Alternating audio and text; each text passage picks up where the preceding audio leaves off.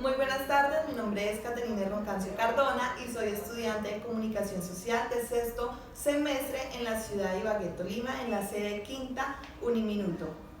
Buenas tardes, mi nombre es Yari Valentina Liberato y soy estudiante de Comunicación Social de sexto semestre.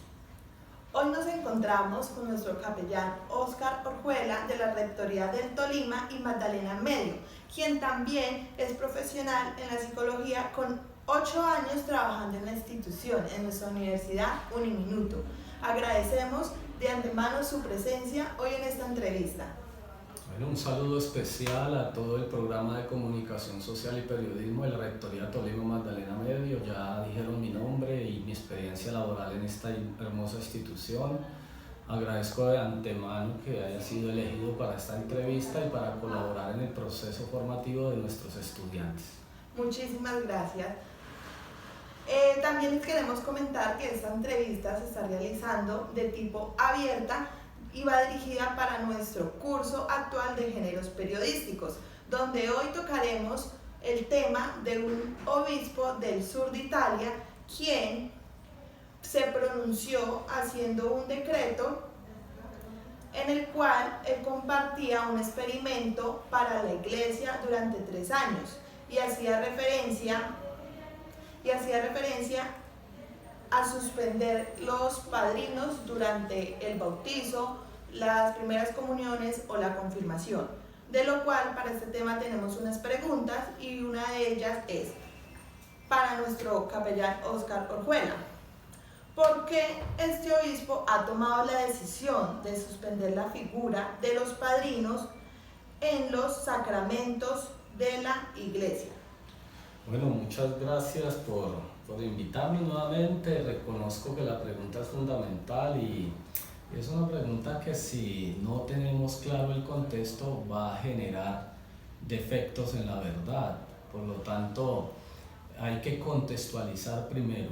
La Iglesia Católica tiene una jerarquía que se llama el Papa, los obispos y los sacerdotes. Este obispo, que es del sur de Italia, tomó la iniciativa de suspender la figura de padrinos, como ya lo dijo nuestra estudiante de periodismo, por 3 años en los sacramentos de iniciación cristiana, que es bautismo, comunión y confirmación.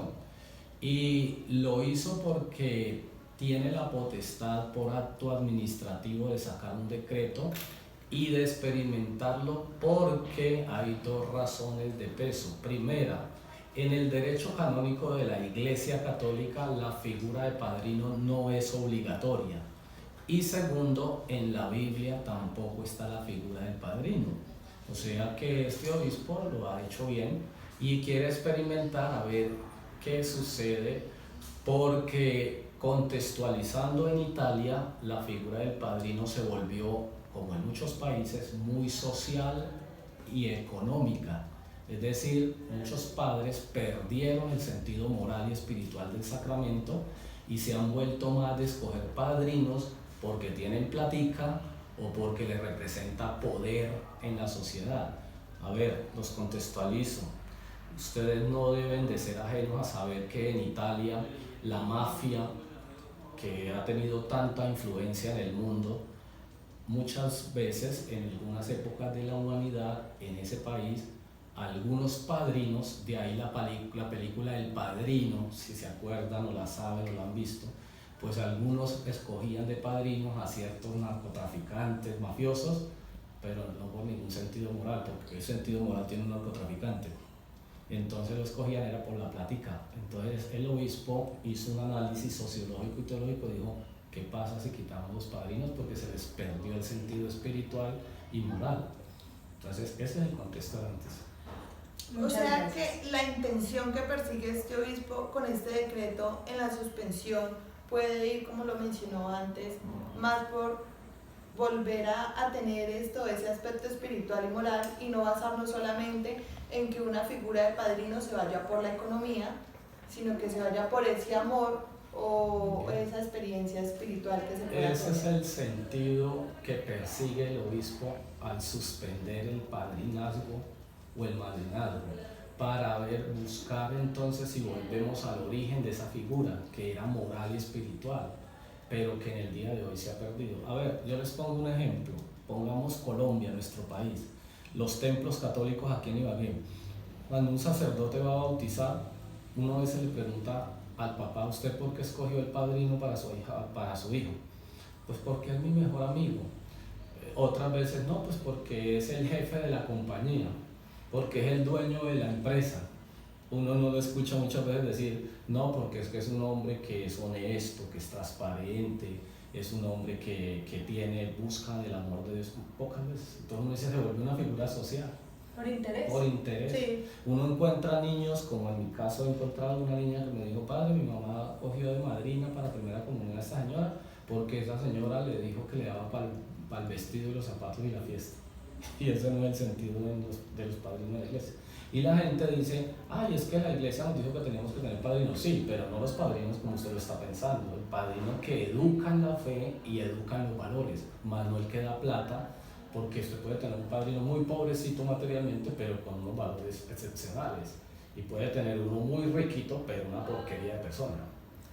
Sí, ahí va como el beneficio, pero más que todo el beneficio personal, no como usted lo decía y lo planteaba, no es tanto como para el niño, enseñarle los valores, la moral, la ética, sino va por beneficio propio, qué le puede traer o qué se puede ganar por hacer el padrino. Eso se llama un beneficio utilitarista, es decir, simplemente me importa lo económico y material, pero no lo moral y espiritual. Y por eso estamos fregados en la sociedad que estamos, porque si nuestros beneficios son utilitaristas, pues no me importa hacer con el otro que me hagan, lo importante es que tenga un beneficio, y dañísimo eso.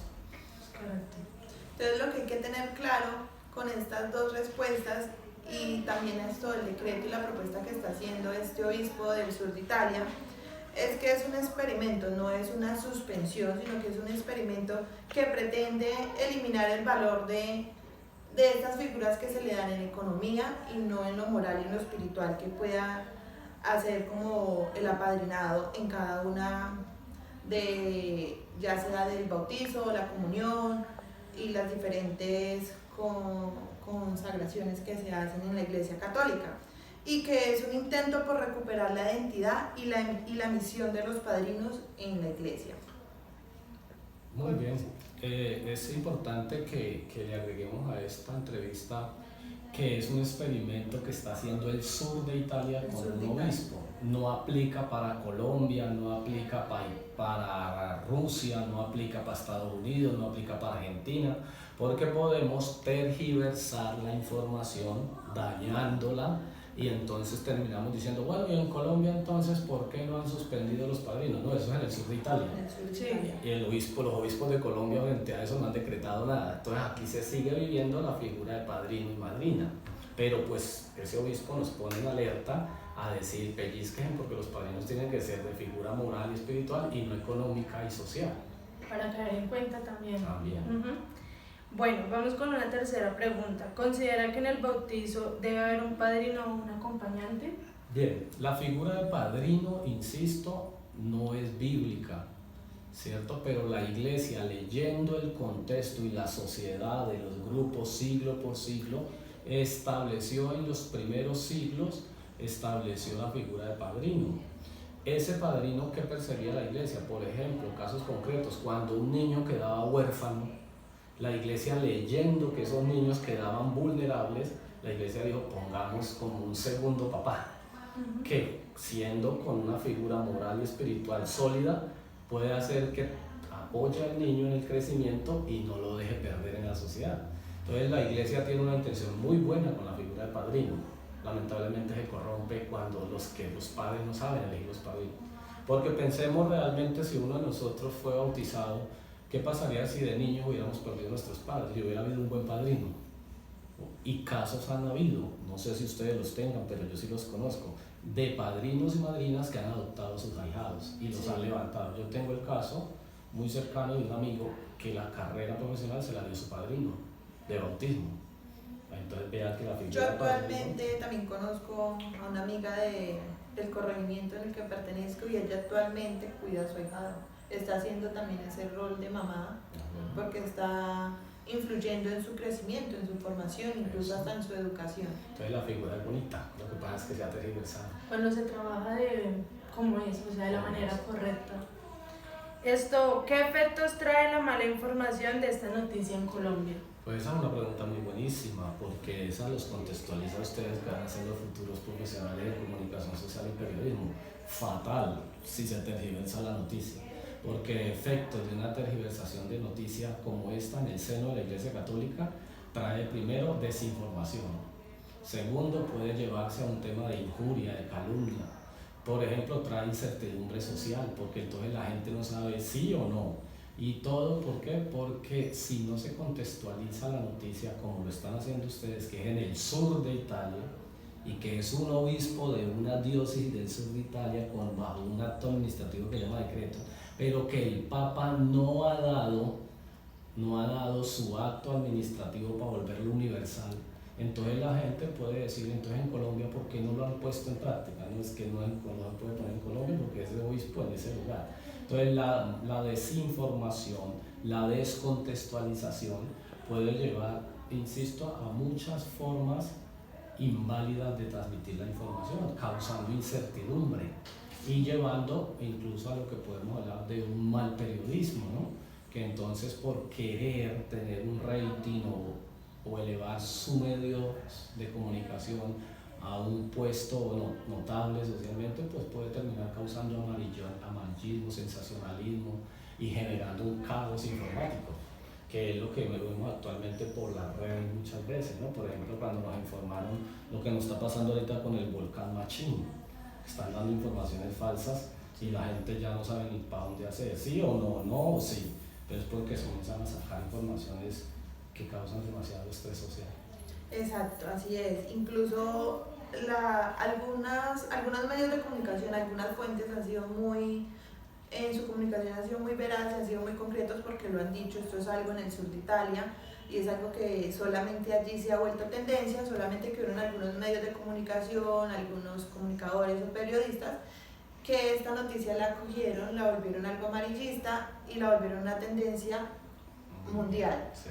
Cuando esto es un experimento que se está realizando allí en el sur de Italia, pero que también nos sirve como un mensaje a las personas, a todos, sin importar religión, de la importancia de saber escoger quiénes serán esos padrinos para nuestros hijos, si va a haber un ejemplo moral o si realmente es economía. Entonces la importancia también de volvernos más humanos, más personas y más espirituales. Y muchísimas gracias a nuestro capellán Óscar Orjuela por haber aceptado esta entrevista, por brindarnos su palabra, su información, su conocimiento. Y gracias también a mi compañera Valentina por estar hoy aquí. Y de antemano, gracias. Yo les agradezco. ¿Cuál es tu nombre? Caterine. Caterine, Valentina y Andrea son las tres que están en esta entrevista. Bueno, Andrea está virtual porque está en un encuentro acompañando la pastoral a nivel nacional. Pero estuvo muy bien, me parece una excelente entrevista porque nos contextualiza en el mundo católico, pero como dijiste tú, más allá de católicos, es preguntarnos por la fuerza y el poder que tiene la información. Que si no la sabemos administrar los periodistas, entonces vamos a causar caos social y va a dañar a la sociedad profundamente, trayéndonos incluso enfermedades mentales, estrés, ansiedad, depresión, porque frente a una noticia que sea falsa o mal tergiversada, la gente sufre. Entonces, hacen un buen periodismo, los felicito y los bendigo. Muchas gracias. Muchísimas gracias.